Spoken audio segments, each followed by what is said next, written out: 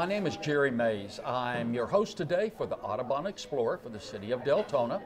We're proud to be here today at the Lyonia Conservation Center. Our guest today is Steve Kentner, head volunteer of the Volunteers for Lyonia Conservation Center.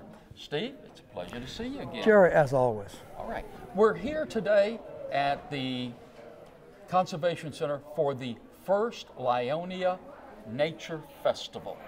Okay, congratulations. Thank you. Okay, the city has been here. We have our booth. In fact, we're sitting in our booth at this time. Tell us a little bit more, if you would, Steve, about Lyonia Conservation Center. The center was developed, we started to work on this over 25 years ago as a scrub jay preserve. So we have 360 acres here set aside just for scrub jays as a keystone species. Then we have other animals, gopher tortoise and all that are here. Learning Center's been open for just a little over 6 years. And the Environmental Center, we have all sorts of exhibits and classes. Everything here is free for the public, and we have many citizens from Deltona that come to visit us. So the purpose for the festival is to celebrate the great partnerships with the city of Deltona and the county and the school board in putting this facility together. And the idea of bringing the public in, recognize what they've done for us, and give them a chance to interact with wildlife and animals and lots of exhibits, and then go out and hike in the preserve with me, and then take the eco buggy tours. Our new, you can go out there and ride around in the buggy several times a year. We offer that opportunity. The eco buggy tour. Okay, that's unique. I didn't get a chance to take that today. It's just like a hay ride without the hay. We got benches in it, and we pull it with a big tractor. Tell us more about the Nature Festival itself. Why was it put on? What are the future plans? We invite lots of guests here. So we have people everywhere from the sea turtle program for the county. We're here. We have people from the National Wildlife Refuge here today. We have people from the other states, some of the other state parks were here today. Of course, as you said, the city. We had the Blue Springs Alliance was here with their displays, talking about the relationship between the preserve itself and the spring. What most people don't realize is the groundwater that comes out, the water that comes out of the spring was rainfall that fell here in the preserve. Exactly. And it's connected to direct connections. The water flows in the ground here, flows underground, comes out at the spring. So we're trying to get people to understand that type of interrelationship. We have Michael Brothers here with the birds from the Marine Science Center. Marine Discovery Center was here. Solid Waste was here. So all these different groups are coming here today to celebrate with us and give our neighbors here in Deltona a chance to see things they might not easily see someplace else. This Brazilian free-tailed bat is native to North America, despite the fact it's called Brazilian.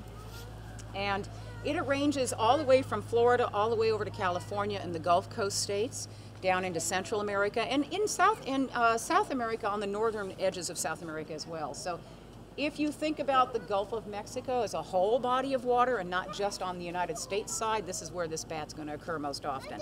It is a voracious insect eater. This bat is a generalist and eats anything that's out there flying at night. And I can tell you, this bat will eat things bigger than it is. She seems really little. She's only about 10 to 12 grams in weight. And this seems like a really small animal, and people always say to me, "Oh, Sherry, that's not like the bats in my yard.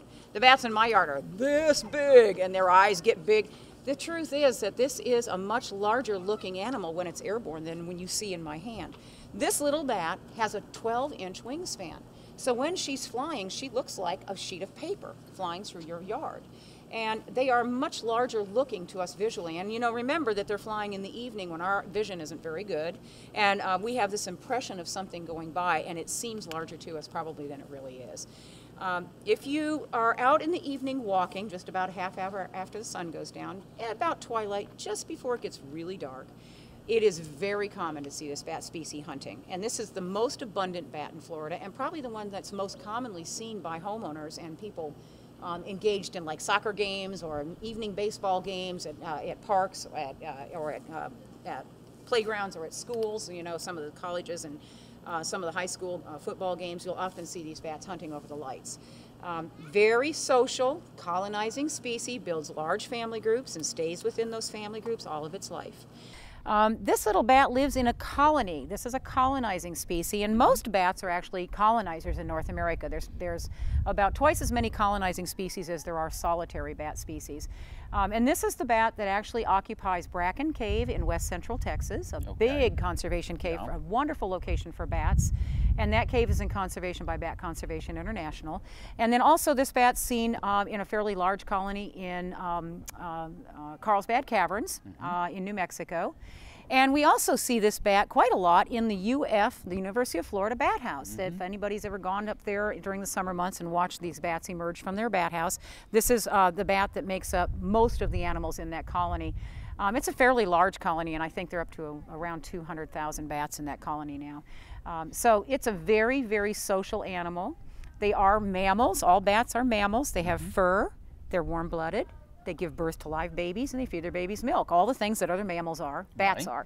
What's unique about them, of course, is their ability to fly, and they are the only mammal that can actually fly. So I'm going to put her right here for just a minute. She's actually going to sit here and socialize with us for a minute. Okay, She'll probably go up under my collar for a second. Hear her purring. Yes, she is. She's vocalizing. And in my pocket here, I have a different animal. This little bat is a male, and he is a member of a non-colonizing species, what we call solitary bats, and it's a little bit different lifestyle. These bats live alone in trees, and so we often refer to these as foliage or tree roosting species. This is a northern yellow bat, one of the fairly common bat species in central Florida, and ranges up to the Mississippi Valley area. This little bat is full grown. He is about 11 months old. He is a male, and he was orphaned when he was very, very young from his mother last summer, or in the early part of the spring, pardon me, and he was only about 5 days old when we got him into rehab. So he's really made great strides and survived well, but he's very accustomed to me being his mommy, so to speak. So I want to make sure people understand that they should not try to handle wild animals like this. If you come across a bat that's injured or appears ill or is even not appearing ill, if it's just hanging out, please try not to handle it at all. They are shy, they are gentle, they're not aggressive, but you don't want to handle one. They will try to bite you in self-defense. This little guy is, as I say, a northern yellow, and he's actually talking. If you want to turn that bat detector on that you have in your hand, we can actually maybe listen in to hear what he's saying.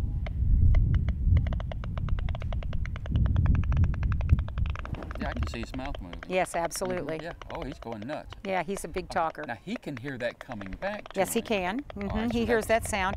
But I think he recognizes it as just a sound. It's an audible sound. It's not really his voice per se, so he's not going to respond to it as an echolocation call. This is a very basic, simple bat detector. It's a heterodyne unit. It translates this high frequency call the bat makes, and he was talking at about probably 40 kilohertz, which is way above our ability to hear. And it translates that call into a sound wave that we can actually hear with our ears. So it's a great way for a family that does night walks, or in the early morning if you walk, or you take hikes in the evening, or you camp out in some of our great natural areas. Take along a bat detector with you and listen to the bats at night hunting. Bats are really important in our environment. They consume millions and millions of insects every night. And they are the #1 predator of night-flying insects. And the 13 bat species that we have here in Florida are an incredibly important animal for not just our personal health, keeping mosquitoes and other biting insects at bay, but also for protecting our food crops. The single colony of free-tailed bats that's out in west central Texas in Bracken Cave right now is valued by the U.S. Department of Agriculture at about $23 billion in crop salvation. In other words, that colony of bats saves farmers in that part of the world $20 billion a year in crop loss. I mean, that's big. Pesticides that's not having Exactly. to use, and plus we don't have the environmental concerns. That's right. Of That's the correct. Pesticides. That's correct. Poisons. One of the biggest side effects, of course, is the lack of, if you have bats in the environment consuming insects like that, you do not need those pesticides that are so toxic to all of us. And of course, lots of people may not realize it, but as we continue to use widespread pesticide, we are actually creating insects that are resistant to that pesticide, and now we have to get more poisonous poisons. And so it's a vicious circle. It really is a vicious circle, and one which we need to break at some point and go back to more natural controls like bats and birds. So if you are a kestrel, you're built for speed. You've got these swept back wings. You've got an extraordinarily keen vision. Actually, the birds that I brought in are 4 relatively common birds that are found right here in Volusia County. So I brought a kestrel, which is a type of falcon. We have 3 species of falcons here in Volusia County, the kestrel, the merlin, and the peregrine falcon. The most common time of the year to find kestrels is during the winter months when other populations move into the area. They are or used to be anyway, a breeding bird in Volusia County, but the southeastern kestrel has just lost a tremendous amount of their population. So it's actually a threatened subspecies of the American kestrel. And it's been probably 25 or 30 years since kestrels have nested in Volusia County. Okay. Although, let me ask, what's the theory on why that decline in population? Habitat loss. Okay. The kestrels are cavity nesters, and so they are going to find abandoned woodpecker holes, other cavities in trees, but they especially like longleaf pine turkey oak forest. And longleaf pine turkey oak has been actually largely lost throughout the southeast. It was wonderful upland, and so it was great home sites. It was also great for citrus groves. So a lot of the original longleaf pine forest was converted to other uses. So we lost a lot of that habitat, and with that loss of habitat, we lost a lot of the American kestrels that were nesting in the southeast. Now, it happens that in the last 2 years, there have been 1 or 2 kestrels seen in the summer in the DeBerry area. And so it may mean that we have a nesting pair down there again. It would be great if we do get kestrels breeding back in Volusia County. The next larger species that I brought was a Cooper's hawk. All the accipiters, Cooper's hawks and sharp-shinned hawks, and if you were from farther north, you would have the goshawk. They're all incredibly well adapted at being able to fly through incredibly small openings. And Cooper's hawks are a part of a group of hawks called the accipiters. And accipiters are forest hawks that are specially adapted to being able to fly through a forest.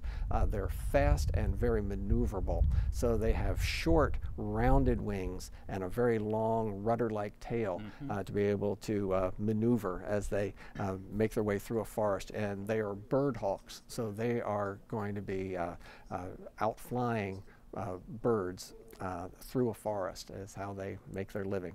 Right. And so they have actually long legs which they can use to snatch and very sharp talons. They are fairly common here in the winter time. But in the last about 20 years, Cooper's hawks have become a fairly common breeding bird in Volusia County. Okay. And there's been a real upsurge in the last 30 years or so of kestrels, of Cooper's hawks that seems to correspond with the proliferation of the Eurasian collared dove.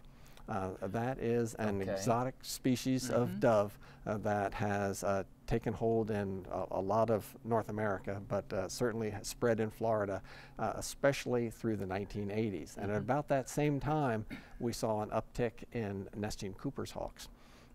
Can't prove that there's a correlation, but it does seem as if that may be a new food source. That parallel paths, sort of. Yeah. Exactly. The last hawk species I brought was a red-tailed hawk. That means business. You can see I changed my glove again, and for good reason. This red-tailed hawk has incredibly powerful talons. Red-tailed hawks are a part of a group of hawks that are called the buteos, B-U-T-E-O. And the buteos are the broad-winged, broad-tailed hawks. It includes a lot of the common hawks. The one I brought was a red-tailed hawk, but there's also red-shouldered hawks, short-tailed hawks, the broad-winged hawk, and many other species of buteos. These are birds that are birds of more open country, and they tend to have broad wings and very broad tails and are soaring hawks. So they're capturing thermals and being able to cover lots of ground, taking careful look with extraordinary vision, careful looks at the terrain. The last bird I brought was an owl. That would be the barred owl that you have often in your yards. This is a bird that is really common throughout Volusia County. It was a great horned owl, one of several species of owls that we have in Florida. The most common ones that we have are the eastern screech owl, which is the little one. Right. The barred owl, which is the one that people most commonly hear in their neighborhoods. The who cooks for you, who cooks for you all. Exactly. And that long southern drawl that they have. And but this one was the great horned owl. And great horned owls are common, especially in areas with more pines in them, less commonly in the swampier areas. You find them in the more upland areas, like the barred owl would be there. But it's amazing how they have proliferated in urban areas. So they're nesting in Deltona, they're nesting in Port Orange, they're nesting in Ormond Beach and Daytona. I even did a putback. We operate a bird hospital at the Marine Science Center, and so we'll get nestlings in during the late winter and spring of owls, and we try and put them back in their nests because usually the adults are there. The nest has fallen apart. We'll create an artificial nest or whatever we need to do, and recreate a nest and put it back. I did one that was right at the corner of US 1 and Granada, Route 40, one of the busiest intersections and one of the most urban places in Volusia County. Yeah. And there was a nest in a pine tree right at that intersection. Okay, now that screech owls normally nest in a cavity, a hole, okay? It's when I've always seen them as far as that goes. But the barred owl and the horned owl build a nest like... Yes, especially the great horned owl will build a nest or take over a nest. They are often actually absconding with somebody else's nest. You know, they'll take over like a red-shouldered hawk nest. They really like bald eagles' nests, and they'll take bald eagles, osprey nests, and you'll find a new resident in them. You know, like a bald eagle will come back and go, "Hey, who is this here?" Well, bald eagles tend to rotate between two nests over different years, and they so nest slightly, and they also nest a little bit later. And so the great horned owl sometimes can kind of slip in before the bald eagles have returned. The alligator does not mind being around people. Their attitude is, you stay on your side, we'll stay on our side. You leave me alone, I'll leave you alone. Now the crocodile, they don't want anything to do with humans. If people move in, crocodiles move out. They won't live around people at all. And if you capture them and put them in captivity, they don't want to breed. They don't want to interact with people like the alligators will. We've raised a few of them at our park down for Christmas. And I used to bring a small crocodile along with a small alligator to the local schools. And the kids got to see a difference between the alligators and crocodiles. And one of the crocodiles that we raised, you know, usually the alligators get used to the program. They figure out, okay, you're not going to hurt me. You're going to take me to some schools, then you're going to bring me back and feed me good, and that'll be the end of it. So they go along with the program. Crocodiles, no. This one girl, she was the calmest one we've raised. So I said, okay, maybe she'll be good for shows. She hated going. She would bite me every single time. And she studied how I was going to catch her. And she would be waiting on me. And she wouldn't try to bite at me where I was at. She knew where I was going to be, and that's where she would be waiting on me. So I would have to change up how I try to catch her out of her enclosure. I would have to use a different technique, and that would only work a time or two, and then she caught on to that, and she'd be able to nail me on that one. So pretty soon, when my fingers wouldn't fit around her neck, I said, okay, time to stop bringing her. She's still at our park. She's probably about 35 years old now and still got the same mean attitude. You guys might have heard the term cold-blooded. That's not really a good word because actually in the summertime their blood is actually much warmer than ours. But what that means is they don't produce any body heat like you can. They have to lay in the sun to raise their body temperature. That's why you'll see turtles up on a log, snakes come out on a path, and if they get too hot, they got to get back in the shade or the water. A lot of times on the news, you'll see an alligator gets in somebody's swimming pool, maybe they're under a car, under some shrubbery, And generally what has happened is they're on the move from one part of their territory to another. Maybe they're moving from one pond to another pond, and they get up and walk across land. Now, if the sun comes straight up and it's hot, if they're not in the shade for the hottest part of the day, it can kill them. That's why they have to slip into a swimming pool or get under some shade somewhere. And then when the sun starts to go down, temperature drops again, then they can get on the move again. Our newest exhibit here is the Blue Springs Room. It's the celebration of water's journey. It's a continuation of what we talked about earlier. People don't realize that there's this direct connection between the scrub habitat, the spring, the St. Johns River, and the ocean. Okay, you'd have to explain that more to me. We will, and we'll talk a little bit about that. But what happens here is rainfall falls on the ground. This is full, very porous soil. Underneath this is a rock that looks like Swiss cheese. That water goes into the Florida Aquifer, stored there. If you think about the Florida Aquifer, it's almost being a piping system. So water goes in the ground here, moves underground through that piping system, and comes out the spring. Take me to the Blue Room. We'll take you to the Blue Springs Room. We'll show you what it looks like. All right.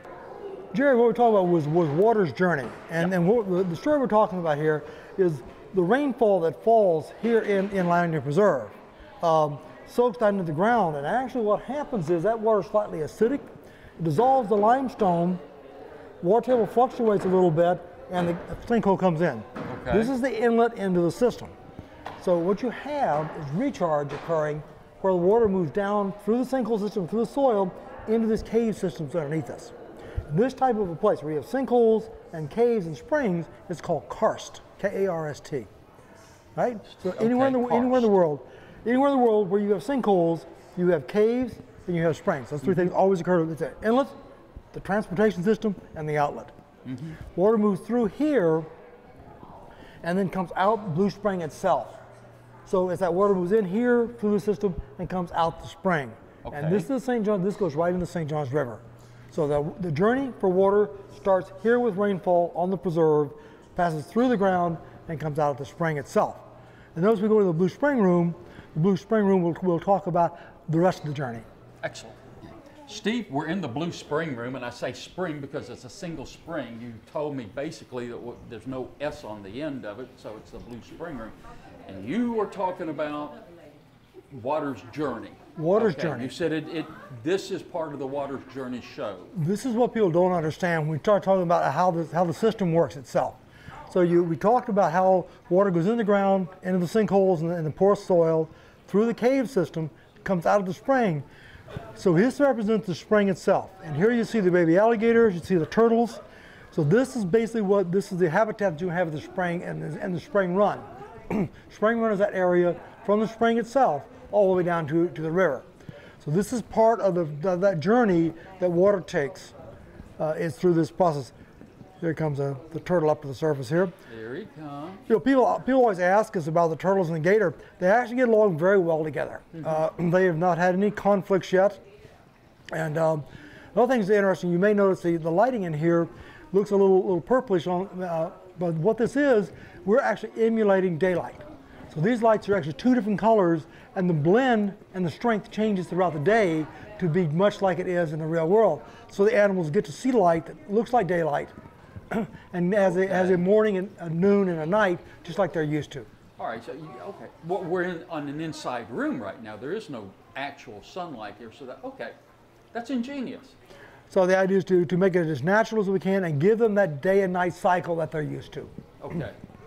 And it goes dark in here at night. All right, now water has made this journey. It's come up into the spring. The spring flows into the river. Right. Okay, Steve, so as you said, we're now moving from the spring to the river, and this is the river. This is a 200-gallon freshwater tank that has fish that are typical of what you would find in the St. Johns River.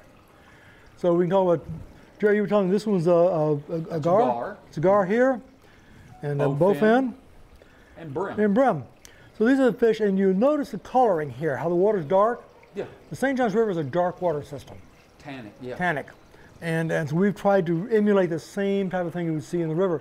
So again, this is part of the river's journey. The base flow in the St. Johns River comes from springs. Springs are an important part of that water flow. So it comes in through the sinkholes and the karst terrain, moves underground, comes out of the spring, and provides the base flow for the St. Johns River. Okay. Now, the water as it comes out of the spring is basically clear. Yes. Okay, the tannic comes from the tannic acid of leaves and things like that that drop off trees and everything like that into the water and color it? That's correct. Okay. That's correct. It's actually not harmful. It's actually a natural part of Florida water. It's nothing, not pollution, it's not contaminated. This is the way Florida water is. Okay. And these rivers and streams, especially coming out of marshes and wetlands, that water becomes tannic from tannic acids that are in the vegetation and gives it that tannish brown color to Okay. it. I want to ask a question, not for this tank and not so much for the spring tank, but I noticed the paintings on the wall here. I mean, they're very unique. Tell us anything about those you can? Yes, we had a muralist who does the murals for downtown DeLand, Courtney Canovo, came in and painted the walls for us. This is his representation of Blue Spring and the Spring Run. And so very beautiful photographs and pictures that he's done, paintings that he's done. So he's a very famous muralist. We're very lucky to have him come down here and paint our walls for us. Jerry, we've got a chance here for Hannah to, is going to be feeding the fish for us. This is something that she does every day for us. She's also a volunteer here, as I am. And she's going to show you how the fish react to being fed. He's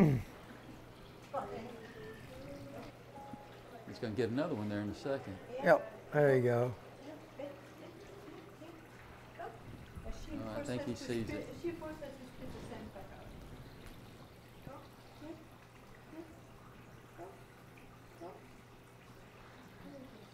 Spring, river, St. Johns River. St. Johns River runs to the Atlantic Ocean. Atlantic Ocean. Where's the Atlantic Ocean? And this is a 400-gallon saltwater tank with the most massive filtration system you've ever seen. Its entire base is full of filtration equipment to keep this water pristine. And so you can see the sea urchins, you can see the starfish, hermit crabs, all in here in the tank. This represents the reef structure that's off the coast here. Okay. So again, River's journey starts in the scrub here in middle of Deltona and ends up providing water to the ocean itself. And this is just a representation of that so people get the understanding of how that's all connected. Again, most people don't realize that connectivity between scrub and everything else. And it all starts here. And from here, the water evaporates under the sun, forms the clouds, moves inland, rains, the water hits the scrub area and soaks back into the ground. It's a cycle. The wheel of life. Right. So we call it the water cycle as the water moves through the system. We've had a great day here at the Lyonia Wildlife Festival. We've seen a lot of the wild animals that live in this area, and we had a chance to learn about the journey of water. We hope you join us again soon for the Audubon Explorer.